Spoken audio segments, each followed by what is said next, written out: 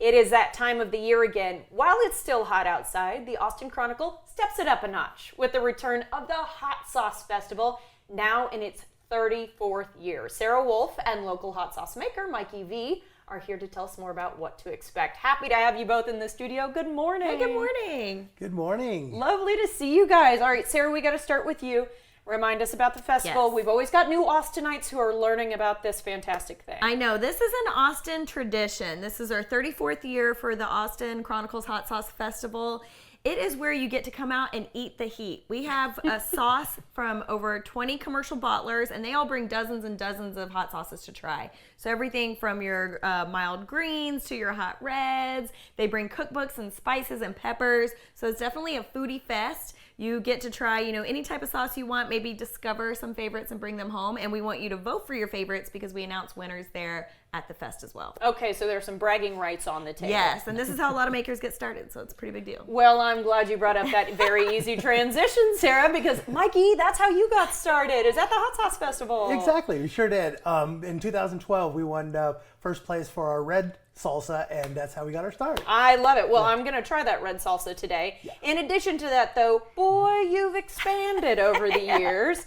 Can you talk to me about some of the products that you offer now? Sure. It's an addiction. We just love making hot sauces, and we come out with one or two a year, and sometimes even more. But we've got stuff from mild, just like Sarah said, to melt your face off down the line here, using the different types of peppers from all over the world, and it's just a fun thing to do. So well, and I have to say, accolades are in order because you've won some big awards for what you create. Yeah. It's we travel the country.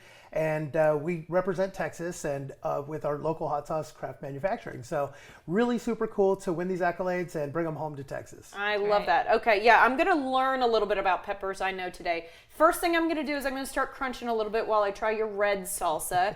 Can you tell me about your relationship with your buddy over on the East Coast, who is the person who makes the hottest peppers in the world? Ed Curry's actually a good friend of mine.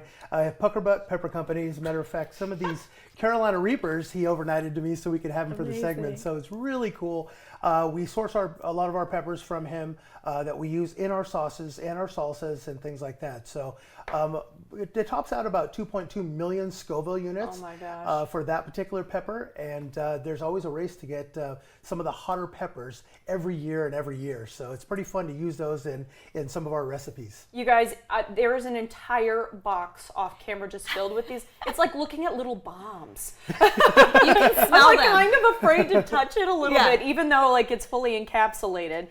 Is there anything I need to know about handling a pepper that isn't open? Do I need to be careful about touching my eyes or nose afterwards? Well, absolutely, yeah, and anywhere else and anybody else. So you really want to be careful with that. Sometimes the peppers, even if they don't look like they're open, they've got some oils on the outside of them, so it can resonate on your skin and could cause some temporary heat. Some temporary heat. or if we're on the yeah. melt your face off side, some big time heat.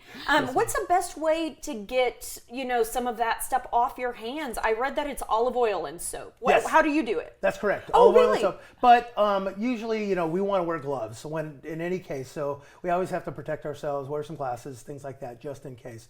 But yeah, olive oil, soap is really good for that. And just keep continuing washing your hands all the time. Okay, so. I can also see that you guys are worried about me because I just noticed a half gallon of milk off camera. It helps. It cuts the heat. It does. All right, I want to try that peach habanero you got because you told me it's mild, which I don't really think of when I think habanero, quite frankly.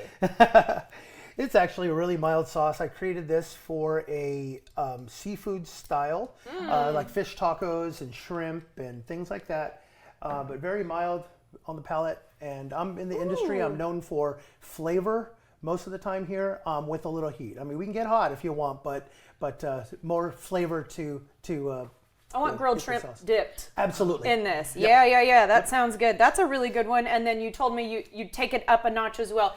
How are hot Cheetos related to the sauce you're about to tell me about? It's funny because hot Cheetos are more popular and they've become more popular, but I actually created a sauce that we actually make with hot Cheetos. So hot Cheetos. It's a Louisiana style sauce. So what does that mean? Vinegar forward up front, and then after that you'll finish with the hot Cheeto flavor. A hot Cheeto flavor on the back end. Ma'am. Okay, here we go.